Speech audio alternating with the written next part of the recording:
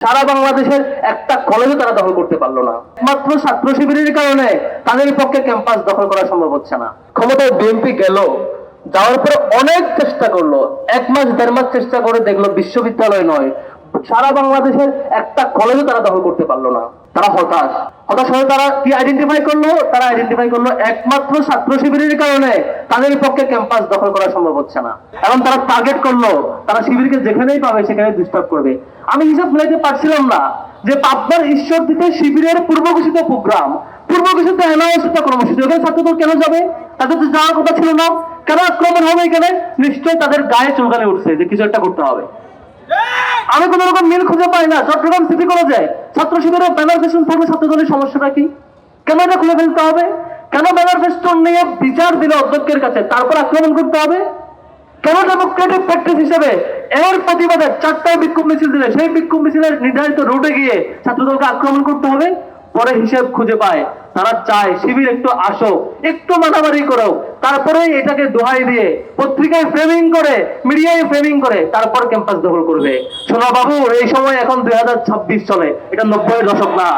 এটা এই সময় পারবে না তোমরা, সেই সময় চলে গেছে।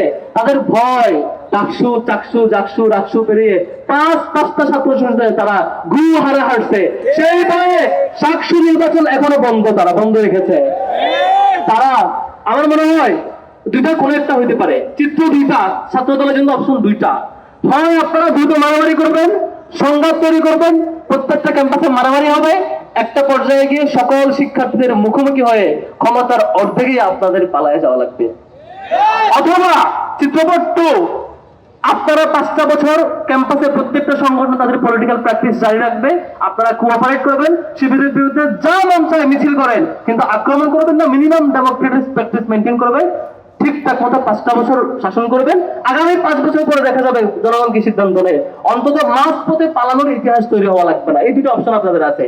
যদি আপনারা দ্বিতীয় পথ অবলম্বন করেন, যদি আপনারা গণতান্ত্রিক প্র্যাকটিসকে মূল্যায়ন করেন, সম্মান জানান, আপনারা স্বাভাবিক নীতিমালা অনুযায়ী করেন, তাহলে আপনাদেরকে সহযোগিতা করব। আর যদি বিপরীতটা করেন, জুলাই দেখেছেন আপনারা আমরা কেমন করে ফেসিবাদ বিরোধী লড়াই ছিলাম, আপনারা আমাদের সহযোগিতা ছিলেন। প্রত্যেকটা স্ট্র্যাটেজি আপনারাও জানেন কেমন করে ফেসিবাদের ভূত ঘাড় ধরে টেনে নামাইতে হয়, সেটা আপনারাও দেখেছেন। আমরা সেটা আবারও অ্যাপ্লাই করতে হবে, হইতে পারে। সুতরাং সাবধান হয়ে যান।